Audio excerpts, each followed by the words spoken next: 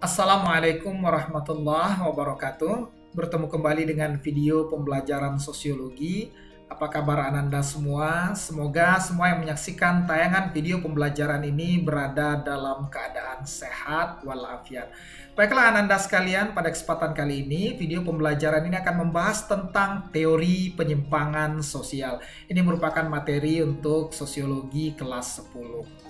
Baiklah Anda semua, ada 4 teori yang akan kita kupas pada kesempatan kali ini. Yang pertama teori differential association dari Edwin H. Sutherland, kemudian teori labeling Edwin M. Lemmer, kemudian teori anomi Robert K. Merton, dan yang terakhir adalah teori konflik Karl Marx. Nah baiklah Anda sekalian, kita mulai saja pembahasan pada video pembelajaran kali ini. Nah, teori differential association menjelaskan mengapa perilaku menyimpang ini terjadi. Ya, penyimpangan ini terjadi karena bersumber dari pergaulan yang berbeda yang terjadi melalui proses alih budaya. Nah, apa maksudnya pergaulan yang berbeda? Maksudnya adalah ketika seseorang yang awalnya tidak berperilaku menyimpang, kemudian bergaul dengan orang yang berperilaku menyimpang, ya. Pada akhirnya orang yang tidak menyimpang ini mengikuti orang yang menyimpang. Akhirnya mereka berdua sama-sama menjadi sama-sama menjadi orang yang berperilaku menyimpang. Nah, inilah yang disebut dengan pergaulan yang berbeda. Misalkan ya, seseorang yang awalnya tidak pernah mencuri, namun dia berteman dengan seseorang seseorang yang memang sudah lama melakukan pencurian ya. Pada akhirnya seseorang yang baik ini kemudian akan mengikuti perilaku temannya yang sudah terbiasa melakukan pencurian tersebut. Nah, ini disebut dengan alih budaya. Artinya perilaku mencuri ini dialihkan ya, atau disebarkan dari seseorang yang sudah terbiasa mencuri ini kepada temannya yang pada awalnya tidak mengerti ya, belum pernah melakukan pencurian. Artinya apa? Ketika kita bergaul dengan seseorang yang berperilaku baik, maka kita juga akan ikut baik. Namun sebaliknya, ketika kita bergaul dengan seorang yang menyimpang, maka kita juga akan ikut berperilaku menyimpang. Makanya sering kita dengar istilah ketika kita berteman dengan seorang pedagang parfum, maka kita juga akan ikut wangi. Ketika kita berteman dengan seorang yang ahli agama, maka kita akan ikut juga menjadi religius. Namun sebaliknya, ketika kita berteman dengan seorang pemabuk, maka kita juga akan bisa terpengaruh menjadi seorang pemabuk. Nah, inilah yang disebut dengan differential association. Nah, selanjutnya penyimpangan sosial juga dijelaskan oleh Edwin M. Lemmer. Edwin M. Lemmer dengan teori labelingnya menjelaskan bahwa proses penyimpangan ini berawal dari penyimpangan primer. Ya, awalnya seseorang melakukan penyimpangan yang masih bisa ditoleransi, masih bisa diterima oleh masyarakat. Namun karena dia diberikan cap, karena dia diberi julukan, dia diberikan label sebagai seorang pencuri, maka lama-lama dia tidak mencuri pena lagi, dia tidak mencuri penghapus lagi, namun dia mencuri uang, dia mencuri barang-barang elektronik dan sebagainya, motor dan sebagainya. Dia benar-benar menjadi seorang pencuri yang profesional ya, dalam tanda kutip ya, karena cap atau julukan yang diberikan kepada dirinya itu. Nah, inilah yang disebut dengan teori labeling. Jadi mencoba menjelaskan bagaimana penyimpangan ini berawal dari penyimpangan yang kecil, kemudian berubah menjadi penyimpangan yang besar karena julukan atau cap yang diberikan masyarakat kepada si pelaku tersebut. Nah, inilah penyebab atau penjelasan penyimpangan sosial menurut teori labeling Edwin M. Lemmer. Ya. Nah, selanjutnya adalah teori anomi dari Robert K. Merton. Anomi disebabkan adanya ketidakharmonisan antara tujuan budaya dengan cara yang dipakai untuk mencapai tujuan tersebut. Misalkan ya, dalam suatu masyarakat ya, yang menjadi tujuan itu adalah kehidupan yang sejahtera, kehidupan yang bergelimang harta, kehidupan yang tenang, aman, nyaman, makmur ya. Ini tujuannya seperti ini.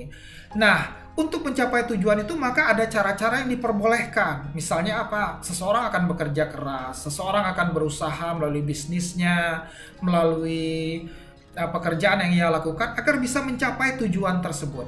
Nah, ketika cara yang digunakan dengan tujuan yang ingin dicapai ini tidak sesuai, nah disinilah yang disebut dengan anomi. Nah, keadaan anomi ini cara untuk mencapai tujuan itu ada 5 cara menurut Robert Camerton. Yang pertama adalah konformitas.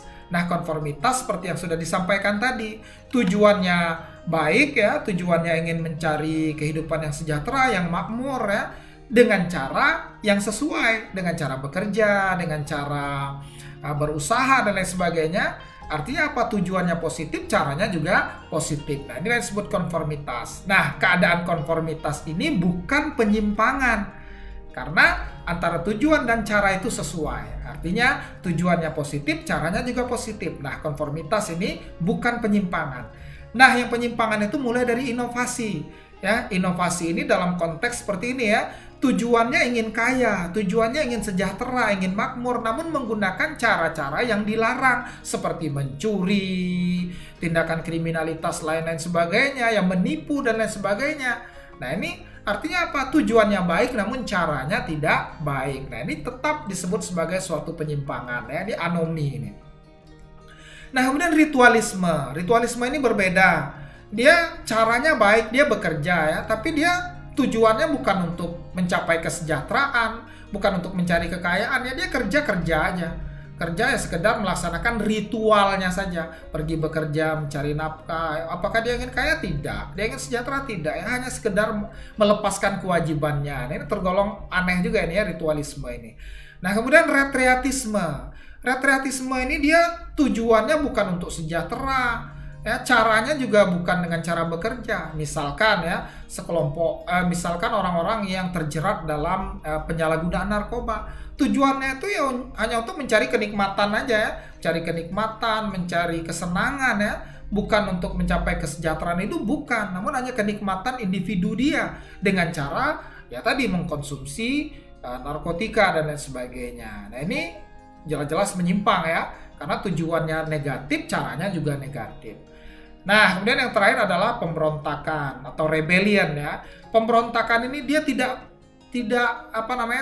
menerima tujuan yang ada dalam masyarakat dan dia menciptakan tujuan yang baru. Nah, kemudian juga dia tidak menerima cara yang ada dalam kehidupan masyarakat, dia menciptakan suatu cara yang baru. Ya, misalkan sekelompok orang ya yang mereka membuat suatu aliran tersendiri ya yang disebut dengan aliran sesat misalkan. Mereka kan tujuannya berbeda dengan tujuan yang ada dalam kehidupan masyarakat ya. Kelompok-kelompok aliran sesat ya, seperti kepercayaan-kepercayaan tertentu yang tergolong sesat ya. Nah, itu tujuannya berbeda dan juga caranya berbeda. Mereka menciptakan cara-cara tersendiri yang berbeda dari cara-cara yang ada misalkan dalam ritual ibadah ya, dalam cara-cara ibadah yang sudah ada dalam kehidupan masyarakat. Nah, ini yang disebut dengan pemberontakan. Artinya mereka tidak menyetujui tujuan yang ada dalam masyarakat dan mereka menciptakan tujuan yang baru. Nah, inilah 5 cara mencapai tujuan budaya yang tentu saja konformitas ini bukan merupakan suatu penyimpangan ya. Inovasi, ritualisme, retriatisme, dan pemberontakan inilah yang tergolong ke dalam perilaku menyimpang. Nah, selanjutnya yang terakhir adalah teori konflik. Ya, menurut teori konflik, kejahatan ini terkait dengan perkembangan kapitalisme. Menurut teori ini, apa yang merupakan perilaku menyimpang hanya dalam pandangan kelas yang berkuasa untuk melindungi kepentingan mereka. Artinya, yang menentukan perilaku itu menyimpang atau tidak hanya untuk kepentingan kelas penguasa saja. Kelas penguasa ini memaksakan kehendaknya kepada kelas yang ada di bawahnya agar mereka menuruti ya keinginan dari kelas kapitalis ini atau orang yang berkuasa ini. Nah, kelas penguasa ini. Maka dalam konteks ini segala perilaku yang mengancam kepentingan kaum kapitalis, kepentingan kelas penguasa dianggap sebagai perilaku menyimpang. Nah, inilah 4 teori tentang penyimpangan sosial. Mudah-mudahan Ananda sekalian bisa memahami penjelasan dari video ini.